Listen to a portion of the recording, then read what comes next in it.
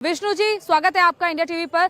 सबसे पहले तो क्या अब आगे की रणनीति है? आज जो कोर्ट में हुआ, क्या उससे एक निराशा है या फिर अभी भी उम्मीद की किरण जगी हुई है? नहीं नहीं, कोई निराशा नहीं है। इसमें कोई निराशा की बात नहीं है। सुप्रीम कोर्ट ने बहुत ही एक टेम्पररी अरेंजमेंट किया है। और आप तो खुद सुप्रीम कोर्ट कवर करते हैं, काफी सीनियर जर्नलिस्ट हैं। सुप्रीम कोर्ट में जो मुस्लिम पक्ष है उन्होंने ये बात कही थी कि भाई हमारे पास अपॉर्चुनिटी नहीं है हाई कोर्ट का ऑर्डर चैलेंज, डिस्ट्रिक्ट कोर्ट का ऑर्डर चैलेंज करने की। ये कितनी खुद में एक हंसी की बात है कि बनारस से इलाहाबाद जो 100 किलोमीटर की दूरी पे है वो वहां नहीं जा पाए, पर बनारस से दिल्ली आ गए और ये कहा कि फ्राइडे का ऑर्डर जो है हम इलाहाबाद हाई कोर्ट में नहीं चैलेंज कर पाए, इसलिए हम सुप्रीम कोर्ट आ गए। आप खुद जानती होंगी कि एक लोअर कोर्ट का ऑर्डर डायरेक्टली सुप्रीम कोर्ट में चैलेंज नहीं किया जा सकता है। सुप्रीम कोर्ट में आज कोई पिटीशन भी नहीं लिस्टेड थी, सिर्फ ओरल मेंशनिंग के आधार पे ये इंटरिम ऑर्डर पारित किया गया, क्योंकि वो कह रहे थे कि उनको मौका चाहिए अपनी लीगल रेमेडीज एक्सरसाइज करने का। इसलिए 2 दिन की मोहलत दी गई है कि 2 दिन के अंदर वो अपना जो भी पिटीशन है उनको फाइल करें। और जरूरी नहीं है कि हाईकोर्ट इस स्टे ऑर्डर को कंटिन्यू करे, हाईकोर्ट हमें भी सुनेगा। और मुझे पूरा विश्वास है कि इलाहाबाद हाईकोर्ट में ये इंटरिम ऑर्डर कंटिन्यू नहीं होगा और परसों शाम को 5 बजे के बाद ये इंटरिम ऑर्डर खत्म हो जाएगा और दोबारा सर्वे का काम चालू हो जाएगा। जी।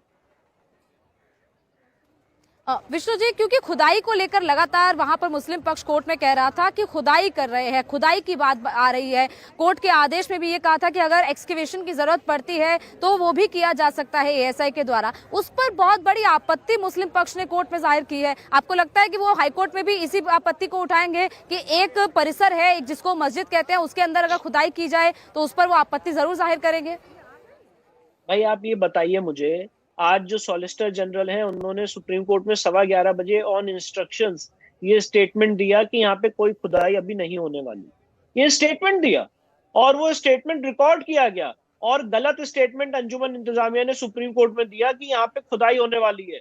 कोई खुदाई नहीं होने वाली थी। अंजुमन इंतजामिया तो सर्वे में पार्टिसिपेट ही नहीं कर रहा था, वो तो सर्वे का विरोध करके बाहर चले गए थे। उन्हें कैसे पता अंदर खुदाई होने वाली है?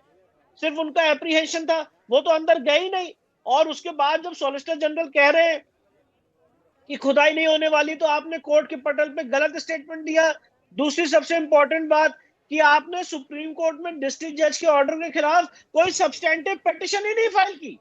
पहली बात तो डिस्ट्रिक्ट जज के ऑर्डर को डायरेक्टली सुप्रीम कोर्ट में चुनौती नहीं दी जा सकती है। और अगर आपने चुनौती देनी भी है तो 136 में एक प्रॉपर एसएलपी फाइल करते, ना कोई प्रॉपर एसएलपी फाइल की। ओरल मेंशनिंग जो थी वो किसी और मैटर की थी, उसमें आपने इस मैटर की ओरल मेंशनिंग करने लग गए। जो आपने एप्लीकेशन फाइल की उसकी कॉपी तक नहीं रिसीव कराई, जो एक बेसिक प्रोसीजर है सुप्रीम कोर्ट का कि कम से कम आप एक दिन पहले फाइलिंग करेंगे तो एडवोकेट ऑन रिकॉर्ड को कॉपी रिसीव कराएंगे, वो तक नहीं रिसीव कराई गई। तो मुझे लगता है प्रोसीजर्स का और जो सेट लीगल प्रिंसिपल्स है उसकी धज्जियां उड़ाई है अंजुमन इंतजामिया ने। और ये यहाँ पे जो जिस तरह से उन्होंने विक्टिम कार्ड खेला है और गलत स्टेटमेंट दिया है कि वहां पे खुदाई होने वाली है, ये एकदम निंदनीय है। और इलाहाबाद हाईकोर्ट में ये सारी बातें हम इलाहाबाद हाईकोर्ट के सामने रखेंगे। इंडिया टीवी हर वक्त हर जगह डाउनलोड करने के लिए सर्च करें India TV news Google play store या ऐप स्टोर पर।